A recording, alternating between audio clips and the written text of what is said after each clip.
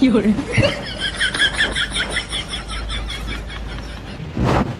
Sir, sir আমি মেয়েটাকে ধরে নিয়ে আসছি। হ্যাঁ, কিন্তু স্যার ওর কাছে তো কোনো পার্স বা ব্যাগ নেই, তাহলে ও টাকাটা কোথায় রাখলো? সিসি ক্যামেরাতে? ও আচ্ছা, বোরখার নিচে টাকা। আচ্ছা ঠিক আছে, আমি সেটা চেক করে এখনই ওকে থানায় নিয়ে আসছি। আচ্ছা ঠিক আছে, তাহলে রাখছি স্যার। স্যার, আপনি আমাকে এভাবে বেঁধে রাখছেন কেন? আমি তো বলছি আমাকে যেতে দিন। আরে তোমাকে তো যেতে দেবই, তার আগে যে টাকাগুলো তুমি নিয়েছো সেই টাকাগুলো আমাকে বের করে দাও। স্যার, আমি তো টাকা নেইনি, তাহলে আমি টাকা কোথা থেকে বের করে দিব আপনাকে? টাকা কোথা থেকে দেবে মানে? টাকাটা যে তুমি নিয়েছো সেটা কিন্তু আমরা শিওর। ভালোই ভালোই বলছি, টাকাটা বের করে দাও। স্যার, আপনার কি মাথা খারাপ হয়েছে? আমি টাকা মানে আমি বারবার আপনাকে বলছি আমি কোনো টাকা করিনি, আমাকে যেতে দিন আপনি। যেতে দেবো মানে? কিসের জন্য যেতে দেবো? আর তুমি যার জন্য এত তাড়াহুড়ো করতেছো কেন? তুমি যে টাকাটা রেখেছো, টাকাটা ভালো ভালো বের করে দাও বলছি। স্যার, আপনি কিন্তু এবার আপনার লিমিট ক্রস করে যাচ্ছেন।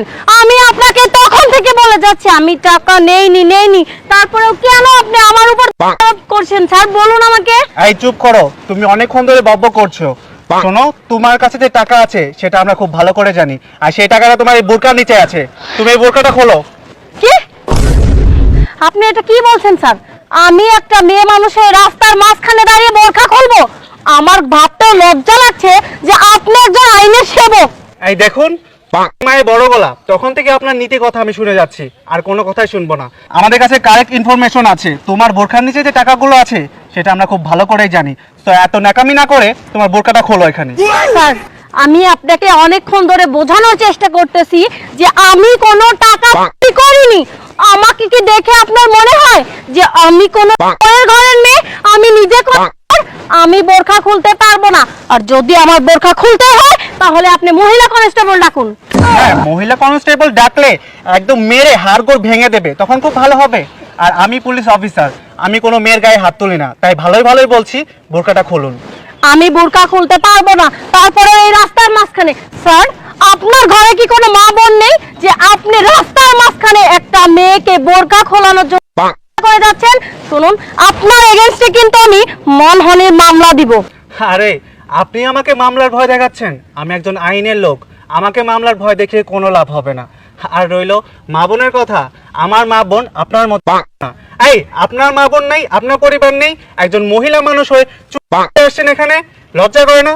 আপনাকে যেটা আমি ভালো বলছি সেটাই করুন। বোরকাটা খুলতে বলেছি, বোরকা খুলুন। শুনুন, অনেকক্ষণ ধরে আপনাকে বোঝানোর চেষ্টা করে যাচ্ছি যে আমার কাছে কোনো টাকা নেই, তারপরেও যখন আপনি আমাকে বোরখা খোলার জন্য জোর করছেন, আমি বোরখা খুললে যদি আপনি আমার কাছে কোনো টাকা না পান, সেক্ষেত্রে আমি আপনার জন্য কি করতে পারি আমাকে বলবেন আপনি?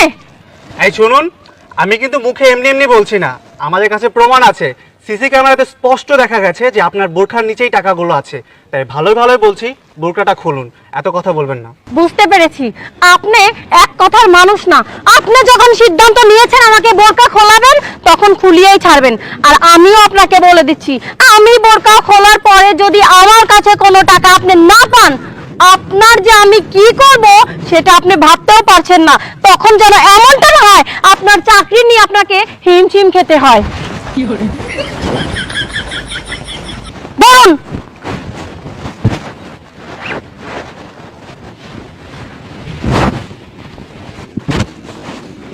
এই নিন, টাকা বের করুন, কোথায় টাকা আছে?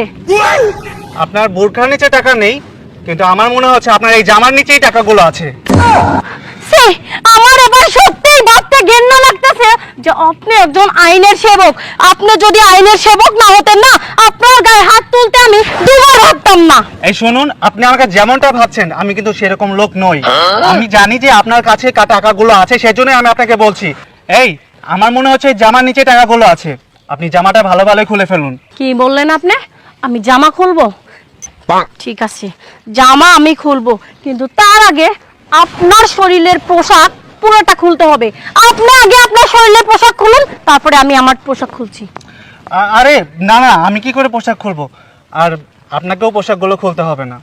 আমার মনে হচ্ছে এখানে কোনো একটা মিস্টেক হচ্ছে।